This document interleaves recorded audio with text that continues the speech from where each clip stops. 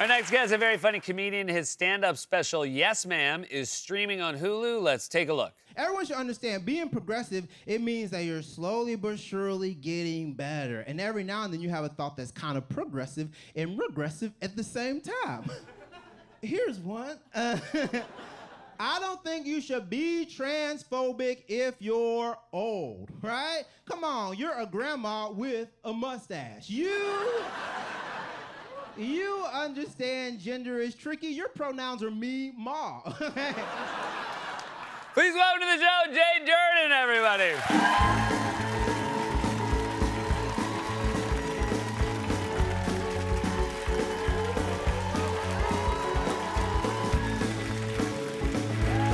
Welcome to the show, Jay. I'm so happy you're here. Thank you for having me. I'm very excited to be here. Huge fan, and thank you for having me on. Well, same here. We're big fans of yours, very excited. Your special's great. You filmed it in New Orleans, right next door to where you grew up in Mississippi. Yes, I'm from Mississippi. Look, teeth, I got them. Shoes, they're cowboy boots, but...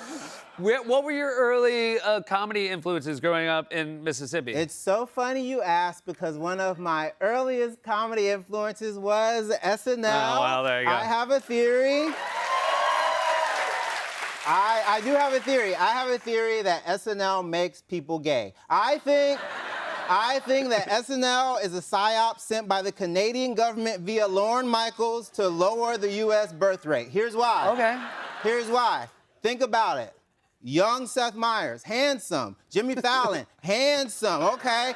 Beck Bennett, handsome. Andy Samberg, handsome. And then Tracy Morgan was Brian Fellow. Yeah. He was a queer zoologist, and now I'm a gay comedian who tells animal jokes. Think about it. Gotcha. So you are like, I mean, the blueprint. So it's your fault. I take credit. I take no fault. Yeah. Thank you. You talk about your mom in the special. Mm-hmm.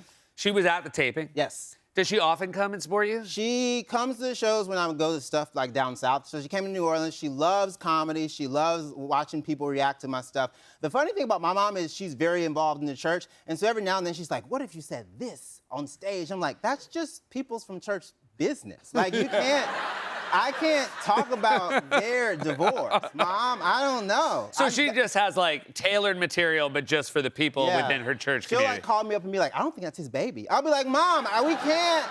They don't know Jerome. Yeah. The amount of like work I'd have to do to set up Jerome for that payoff. Wait, does your mom do that? No, my mom is almost too giving an audience. Like when she's in the audience, like if a joke goes badly, she'll still laugh, and that's the saddest thing in the world. Yeah. When you only hear your mom. Yeah. That's the equivalent of, oh, he's trying. Come on. Bless his heart. Yeah. I get a lot of bless his heart laughs. Yeah. Sometimes you also get, well, I thought it was very funny. You also joke about your husband. Yes. I joke about my wife a lot, and I'm wondering, what is your protocol? Do you clear stuff with him first? I try to work it out in the city at a show, either downtown or in Brooklyn, and I come and I say, hey, I'm telling this one joke about you. I think, there's one in the special that made it. So I have a joke about my husband. He recently came out to me as a little bit non-binary. He uses he, they pronouns, which means he usually feels like a boy unless there's a bug in the house. And I did have to clear that one with him, they, and he enjoyed it, so yeah. Sometimes what I will do is I will wait until the joke works before asking. Yeah. Because then I put her in the awful situation of like affecting my livelihood. One time I remember I told a joke about some fun bedroom activities, and he was like, maybe not that one. I was like, okay, so I'm gonna tell that one again. That's usually how it works. But he was very excited. He's excited that I'm here because you had a kind of story on this. Yeah. He was, look. You're gonna have to clean those chairs, right? Oh my goodness. Yeah.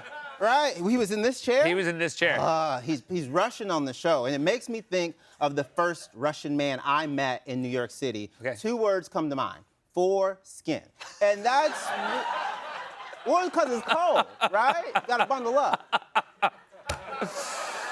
I have a lot of follow-ups about that, but I want to get... You had a theater background, MFA, BFA, you taught theater. Yes. So you kind of decided to do stand-up a little bit later. Yeah, well, to me, stand-up is just theater for homophobes. This is basically wicked. So I was always a person who, like, I kind of gravitated more towards comedic characters and comedic scenes. And my instructors, Rory Ledbetter, like Joe Turner Cantu, all of my college instructors, they're like, Jay, not everything has to be funny. And I go, but this is. And they go, no, this is Angels in America. And I go, oh, okay, yeah. Did you the AIDS? Did you feel like having that theater background, though, helped you when you first started doing open mics? Well, yeah, because I was already comfortable in front of people, comfortable in front of strangers. I was comfortable with silence. I was comfortable with kind of having a script and modifying that script and taking it and showing it in front of people. Because in theater school, you basically adjudicate and perform your scenes in front of your classmates who are just kind of other hungover college students. Yeah. So when you have like kind of upset comedians in front of you, like this is the same. So theater prepared me for open mics and for kind of performing in front of people now. So. And I would imagine like open mics, and you know, that's a very raw way to perform, and especially in the New York City comedy scene. Like I bet it also like made you a little immune to like having a bad show because you probably have been through the worst of it. Oh, imagine trying to do like a very serious piece of theater on the Friday night before a big SEC game. No one, I mean, like, I'm performing at Ole Miss and University of Alabama, and we're like kind of bleeding our hearts out, and they're like, I think the game starts tomorrow. Like, So you're fine. Yeah, I'm fine. I think the last time I had like a true kind of like bomb that like affected me is that I was on the Upper West Side. I did a benefit show, a fundraiser for some older people on the Upper West Side, who would have thunk. And so they fed them before I came on as a headliner, and these old people, they ate and they didn't want to do anything else except for sleep, burp, and fart. And so I performed with a bunch of old people flatulence. And, yeah. And it's just nothing. It's not, I mean, it was something.